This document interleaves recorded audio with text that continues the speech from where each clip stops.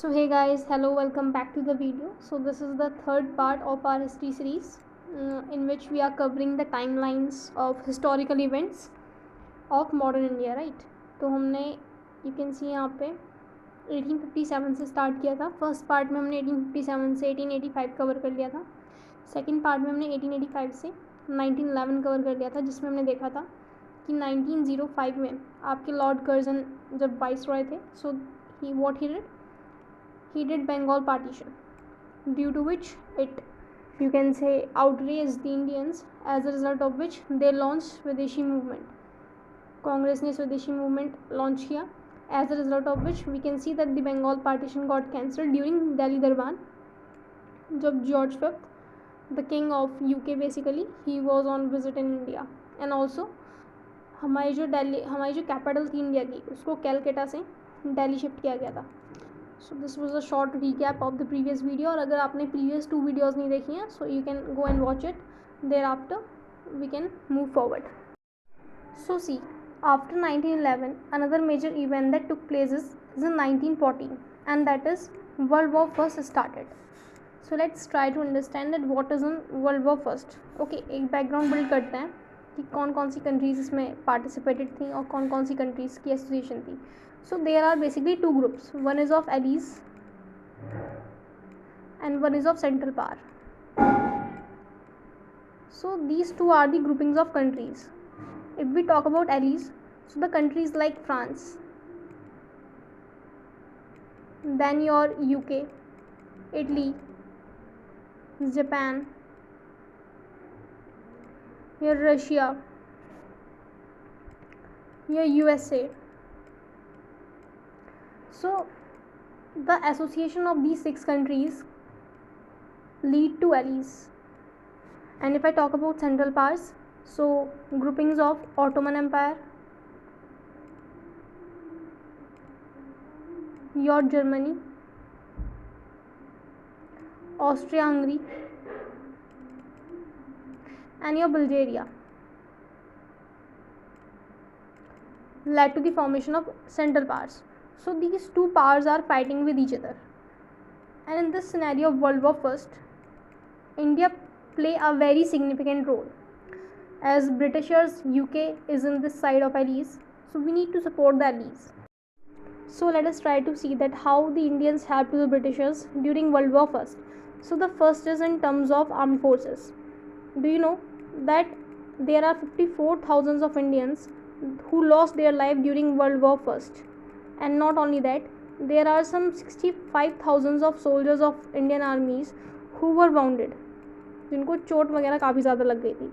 And our help is not only limited to the armed forces.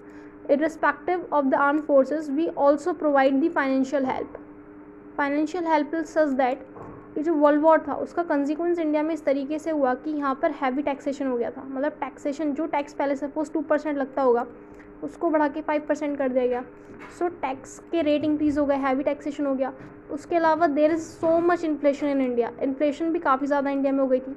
तो वहाँ पर अगर हम एक फार्मर की कंडीशन को एज्यूम करें, एक फार्मर जिसकी इनकम काफ़ी मार्जिनल सी है, बहुत लो वेज इनकम है, वो टैक्स भी काफ़ी हैवी पे करेगा. और उसके अलावा जब वो मार्केट में कुछ कंज्यूम करने, कुछ खरीदने जाएगा, उसको हैवी इन्फ्लेशन के साथ, हाई इन्फ्लेशन के साथ चीज़ों को बाय करना पड़ेगा. सो एक फार्मर के ऊपर उसके डबल साइड इफ़ेक्ट्स देखने को मिल रहे थे. तो इंडियंस ने भी काफ़ी सफ़र किया.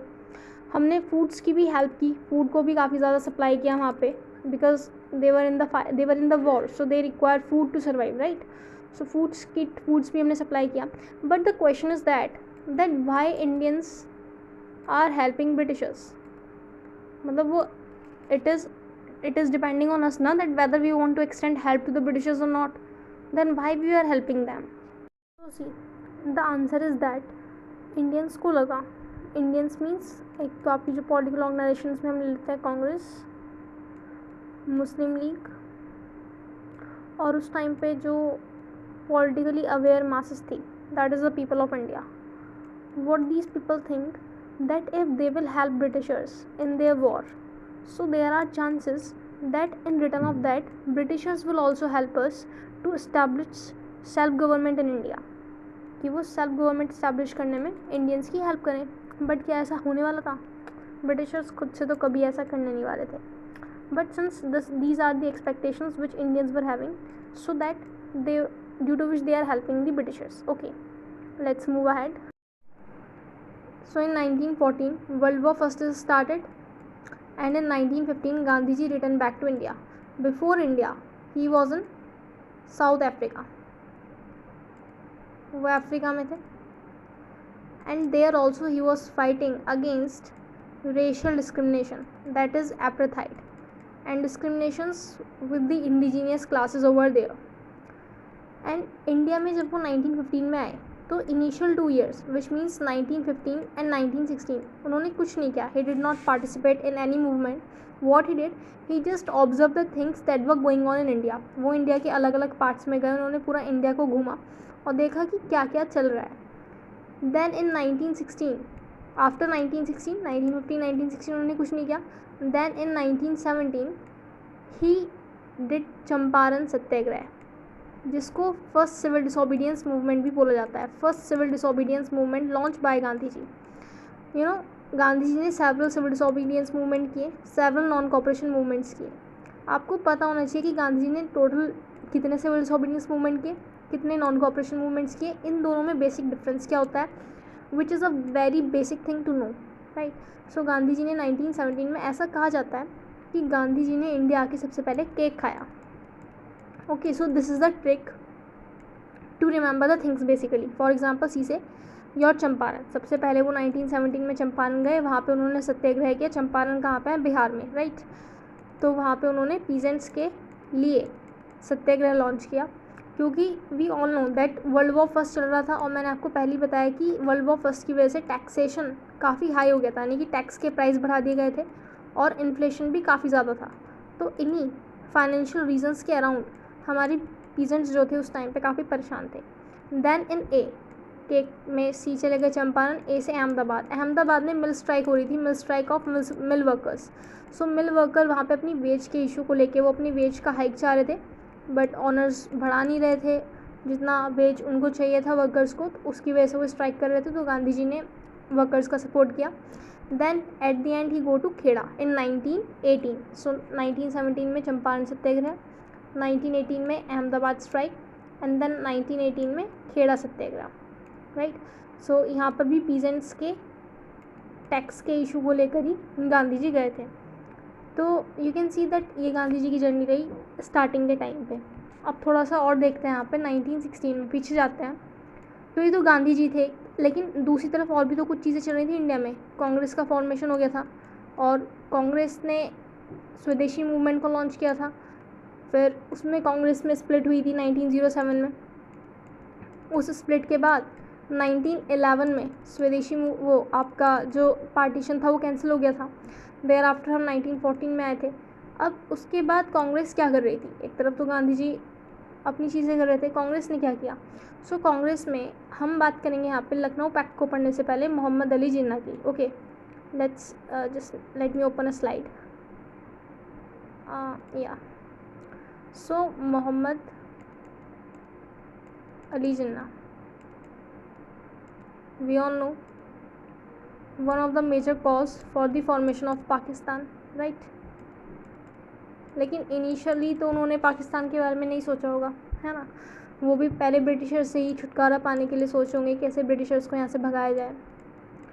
सो in 1906 he join Congress, and as I told you earlier also that he was against the partition of Bengal. जो बंगाल का पार्टीशन हुआ था वो उसके अगेंस्ट थे, which means that in the initial phase he wanted to unite every section of India so that we the people of India collectively fight against the Britishers, right.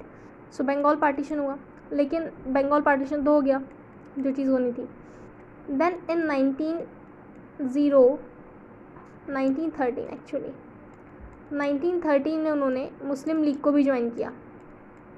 और मुस्लिम league की formation कब हुई थी, 1906 में हुई थी. उन्होंने तब मुस्लिम लीग को ज्वाइन नहीं किया, उन्होंने 1913 में जाके मुस्लिम लीग को ज्वाइन किया. तो क्या उन्होंने कांग्रेस छोड़ दी थी, नहीं. ही लेफ्ट कांग्रेस और he resign from Congress in 1920. So 1920 में उन्होंने कांग्रेस से रिज़ाइन किया.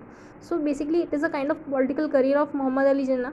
You need to know about it so that when you will read the book आपकी जो अंडरस्टैंडिंग है वो क्लियरिटी उसकी बिल्ड स्टार्टिंग से ही हो. So in 19, what I told you that in 1906 he joined Congress, in 1913 he joined Muslim League, and in 1920 finally he resigned from Congress. So which means that from year 1913 he is the member of Congress as well as of Muslim League, right? Then there comes a very important year, that is 1916. In 1916 there is an agreement took place between Muslim League and Congress. सो एक agreement हुआ मुस्लिम league और कांग्रेस के बीच में. उस agreement को हम Lucknow pact बोलते हैं. और इस एग्रीमेंट में मोहम्मद अली जिन्ना ने एक काफ़ी इंपॉर्टेंट रोल प्ले किया. Let's see that.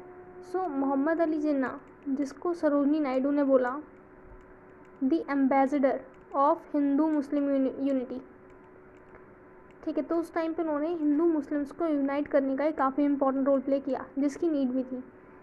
उन्होंने क्या किया उस टाइम पे, अगर हम इंडिया के पॉलिटिकल लेवल पे डिवीज़न देखें तो इंडिया में एक तो कांग्रेस थी और कांग्रेस में भी स्प्लिट हो रखी थी, एक एक्सट्रीमिस्ट और एक मॉडरेट, और सेकंड थे हमारे मुस्लिम लीग वाले. तो what Jinnah did, Jinnah bring all these together, extremist plus moderates plus Muslim league. तो जिन्ना ने इनको एक साथ लेके आने का काम किया और इसलिए सरोजिनी नायडू ने उनको ये टाइटल भी दिया the ambassador of Hindu Muslim unity. So it becomes important. So yeah let's सी. या सो 1916 में लखनऊ पैक्ट हुआ. एक एग्रीमेंट था ये between Muslim League and Congress. So after the Lucknow pact another movement started, that is home rule movement. So ये 2 years तक रहा, 1916 से 1918 तक. इसको जो लीडर्स ने लीड किया, बेसिकली 2 होम रूल लीग्स बनी, यानी कि ये मूवमेंट जो था बेसिकली इसको 2 लीडर्स ने ऑर्गेनाइज किया और अपने अपने तरीके से किया. वन इज़ एनी बेसेंट और वन इज़ बाल गंगाधर तिलक. दोनों की लीग अलग थी, बेसिकली मूवमेंट एक ही था कि हाँ होम रूल मूवमेंट है, बट दोनों की अलग अलग लीग्स थी कुछ आइडियोलॉजिकल डिफरेंसेस होने की वजह से. ओके. देन इन 1917 मैंने ऑलरेडी आपको बताया कि चंपारण सत्याग्रह हुआ. 1918 अहमदाबाद स्ट्राइक. 1918 खेड़ा सत्याग्रह. 1918 में एक और इम्पॉर्टेंट चीज़ होती है दैट जो वर्ल्ड वॉर फर्स्ट स्टार्ट हुआ था 1914 में, इट गॉट एंडेड. ओके, वो ख़त्म हो जाता है. देन मॉन्टेगू कैंप्स फॉर रिपोर्ट वर मेड. अब ये रिपोर्ट क्या थी? So see, Indians were expecting that if we will help britishers in their war, so in return of that Britishers will also help us in establishing self government, right? But nothing like that was happen. Basically Britishers ने यहाँ पे carrot and stick policy को play किया. Carrot and stick policy, you know ना, जैसे एक rabbit होता है, रैबिट को कैरेट दिखा दो और वो कैरेट के पास आएगा, फिर उसको स्टिक मार दो. So like that. So basically यहाँ पे इंडियंस की जो एक्सपेक्टेशन थी सेल्फ गवर्नमेंट, उसको फुलफिल ना करके ब्रिटिशर्स ने कुछ एक रिपोर्ट बनाई जिसमें उन्होंने बोला, और इसको ही government of India act of 1919 बोलते हैं. इसने क्या किया, फर्स्ट टाइम जो सब्जेक्ट्स थे वो डिवाइड कर दिए बिटवीन सेंटर एंड स्टेट. हम आज के टाइम में भी देखते हैं there is division of subjects. One is your central list, one is your state list, and then one is your concurrent list, and one is your residuary, right? This central subject, state subject, like that. तो first time यहाँ पे जो power थी वो states को दी गई. Power is distributed to the states also, और स्टेट लिस्ट बनी. तो कुछ चीज़ें यहाँ पे न्यू हुई कि हाँ ये नया हमारा एडमिनिस्ट्रेशन का पार्ट बनने वाला है. सो ब्रिटिशर्स थॉट दैट इसको ये इंडियंस को पसंद आएगा and they will accept it. But क्या हुआ, स्टार्टिंग में जो इंडियंस के लीडर्स थे उन्होंने इसको अपोज किया. They were not happy with it because what they were expecting is something big. जब आप कोई बिग चीज़ को एक्सपेक्ट कर रहे हो और वो चीज़ ना मिल के कोई छोटी सी चीज़ मिले, तो स्टार्टिंग में you will hesitate in accepting it. The same thing happen with Indians.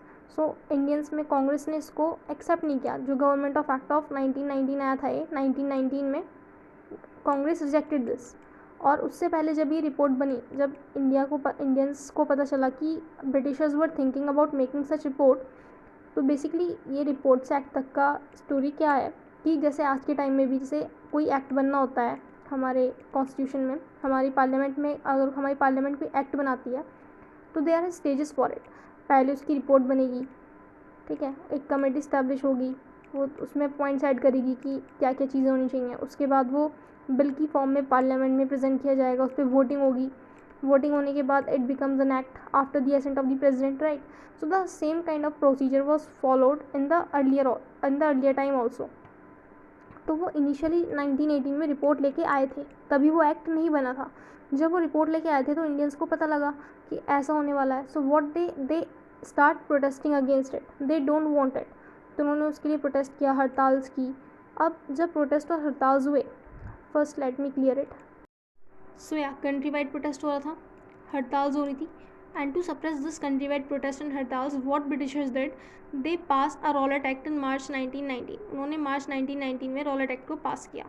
तो हर चीज़ को टाइमलाइन के अकॉर्डिंग ग्रैप्स करते हुए चलो। 1914 में आपका वर्ल्ड वॉर फर्स्ट स्टार्ट हुआ, 1918 में वो जाके एंड हुआ। उसके बीच में गांधी जी आपके 1915 में इंडिया आ गए थे। 1915 और 1916 उन्होंने कुछ नहीं किया। उसके बाद उन्होंने सबसे पहले केक खाया, चंपारण, अहमदाबाद, खेड़ा। उस बीच 1916 में मोहम्मद अली जिन्होंने काफ़ी इंपॉर्टेंट रोल प्ले किया, लखनऊ पैक्ट और लखनऊ एग्रीमेंट करवा के। इन बिटवीन ऑफ दैट 1916 से लेकर 1918 होम रूल मूवमेंट हुआ, विच इज़ इनिशिएटेड बाय बाल Gangadhar Tilak and your Annie Besant. अच्छा, यहाँ पे कन्फ्यूजन हो सकता है, मैंने आपको बोला कि इनकी दो डिफरेंट लीग्स थी। So what do I mean by it? So two different leagues means कि ये दोनों अलग अलग रीजन में ऑपरेट करेंगे, इनके रीजन ऑफ ऑपरेशंस भी अलग होंगे। एंड नॉट ओनली दैट, इनके जो मेथड टू ऑपरेट होंगे कि किस वे में हमें अपने मूवमेंट को आगे लेके जाना है, it could also very. Okay, so this is the basic differentiation. There after 1918 world war end हुआ और वो लोग लेके आए Montagu Chelmsford report. In the against of this report Indians start protesting in हड़ताल्स। To suppress this britishers passed Rowlatt act in 1919। इस एक्ट ने क्या किया? This act give immense power to the britishers to arrest any person without any trial. वो बिना किसी trial के किसी भी पर्सन को अरेस्ट कर सकते थे, शूट कर सकते थे। तो काफ़ी बड़ी इनको यहाँ पे इस टाइम पे पावर मिल गई थी। अब 13 अप्रैल 1919 को क्या होता है? 13 अप्रैल 1919 को होता है Jallianwala Bagh massacre, and I think every Indian knows about it, right. हर किसी को पता है। सो एक्चुअली बैसाखी सेलिब्रेशन हो रही थी जलियांवाला बाग में। Jallianwala Bagh is basically a garden, a public garden. तो वहाँ पे जो आपके पीपल थे वो सब गैदर्ड हो रखे थे, बैसाखी सेलिब्रेशन चल रहा था। उसके साथ साथ कुछ आपके पॉलिटिकल लीडर्स भी वहाँ पर इंक्लूडेड थे। जो इसका बैकग्राउंड है वो ये था कि 2 पॉलिटिकल लीडर्स को अरेस्ट कर लिया गया था। One is doctor Saifuddin Kitchlew and one is your doctor Satyapal. So 2 आपके लीडर्स को अरेस्ट कर लिया गया था। इन 2 लीडर्स के अरेस्ट की वजह से यहाँ पर जो पॉलिटिकल लीडर्स थे वो पीसफुली प्रोटेस्ट कर रहे थे। पीसफुली प्रोटेस्ट, कुछ भी ऐसा नहीं था जिससे लोगों में यू कैन से दंगा हो या फिर एक तरीके से यू कैन से केओस वाली सिचुएशन इमर्ज आउट हो, ऐसा कुछ नहीं था। तो यहाँ पर जलियांवाला बाग में से मैंने आपको बताया Baisakhi celebration is the one thing जो वहाँ पर चल रही थी। मेजरली पीपल बैसाखी सेलिब्रेशन से ही इंक्लूडेड थे। सेकेंडली वहाँ पे कुछ लोग थे जो वहाँ पर पीसफुल अपना प्रोटेस्ट कर रहे थे due to the arrest of 2 leaders. One is doctor Saifuddin Kitchlew and one is your doctor Satyapal. Okay, आपको स्पेक्ट्रम की बुक में बहुत ईजिली मिल जाएगा और यहाँ पे आपने समझ लिया तो जो आप बुक से रीड करोगे तो काफ़ी ईजिली आपको समझ में भी आ जाएगा। तो अब वहाँ पे क्या हुआ, जो ब्रिटिशर्स थे उन्होंने मार्शल लॉ को इम्पोज कर रखा था क्योंकि कंट्री में इतने प्रोटेस्ट हो रहे थे। उसको प्रोटेस्ट को सप्रेस करने के लिए रॉलेट एक्ट तो था ही, उसकी वजह से काफ़ी सारे लीडर्स को अरेस्ट किया जा रहा था, राइट। तो पंजाब में उन्होंने मार्शल लॉ को इम्पोज कर रखा था। Since martial law is imposed over there in Punjab, so it become unlawful for more than 4 people to assemble. Due and general brigadier Dyer took advantage of this. He came there in Jallianwala Bagh with his troops, and what he did, he closed the main entrance. उसने वहाँ की main entrance को close करा दिया। वहाँ पे entry और exit का वन वे था। Okay, he close it and give order of open firing. उसने ओपन फायरिंग करवा दी वहाँ पे। The result of this is that thousands of innocent Indians, including kids and women, they lost their life. And you know that after this incident, the faith of Indians in the British administrative system completely distorted.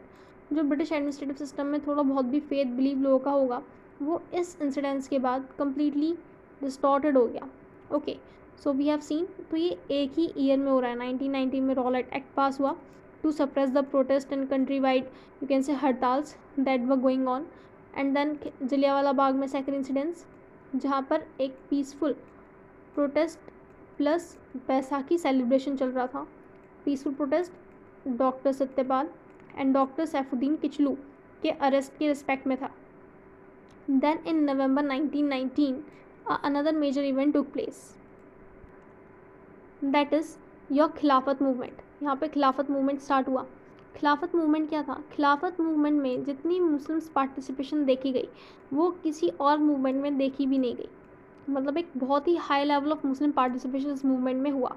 सो जैसे हमने previously देखा हुआ है कि जो world war first था it is between two powers, one is allies and one is central power. Central power में मैंने आपको बताया था one is there Ottoman empire. So Ottoman empire is basically empire where people speak Turkish बोलते थे वहाँ पे। सो वहाँ के जो कैलिफ थे, देखो ना खलीफा, खिलाफत मूवमेंट। सो जो वहाँ के कैलिफ थे he was the spiritual and religious leader of Muslims of the world. तो जो मुस्लिम्स हैं उनके वो स्पिरिचुअल और रिलीजियस लीडर थे, which means that Muslims have faith in that authority of caliph. So उसकी वजह से क्या हुआ कि जब वर्ल्ड वॉर फर्स्ट यहाँ पे एंड हुआ 1918 में, सो ब्रिटिशर्स और जो एलीज थे उन्होंने टेरिटोरियल कंसोलिडेशन करना स्टार्ट कर दिया जो सेंट्रल पावर्स थी उनका। सो उसमें से एक ऑटोमन एम्पायर भी था। So to preserve the authority of caliph की अथॉरिटी को प्रिजर्व रखने के लिए, उनकी डिग्निटी को प्रिजर्व रखने के लिए the Muslims of India started this movement. उन्होंने इस मूवमेंट को स्टार्ट किया which is known as Khilafat movement. And later on Gandhi ji ने non cooperation movement plus Khilafat movement को एक साथ ऐड ऑन कर दिया था। उसको हम आगे वाली स्लाइड्स में देखेंगे टाइम के रिस्पेक्ट में कि किस टाइम पे हुआ था वो। और उसके बाद नवंबर 1919 में एक चीज़ लॉन्च हुई और दिसंबर 1919 में जो मॉन्टेगू कैम्सफोर्ड रिपोर्ट वहाँ पे तब आई थी। अब वो एज अ बिल पास होके एक एक्ट बन के आया है, government of India act of 1919, जिसको हम मॉन्टेगू कैम्सफोर्ड रिफॉर्म्स भी बोलते हैं। And it is an very very very important act. तो इस एक्ट्स के जो प्रोविजंस थे जब आप स्पेक्ट्रम की बुक से पढ़ोगे तो बहुत अच्छे से उसको फिंगर टिप्स पे कर लेना, क्योंकि ये हिस्ट्री में ही नहीं पॉलिटी में भी देखा गया है कि प्रिलिम्स में पॉलिटी में इससे क्वेश्चंस पूछते हैं कि जो 1919 वाला एक्ट था उसने क्या मेजर चेंजेस किए थे, like that. Okay, so I think this is enough for this video. हमने 1914 से लेकर 1919 तक का कवर कर लिया है, जिसमें हमने ये सारे events, world war first, all these things हमने कवर किया। I hope that this video is helpful for you. If it is, then do like, share and subscribe. Thank you.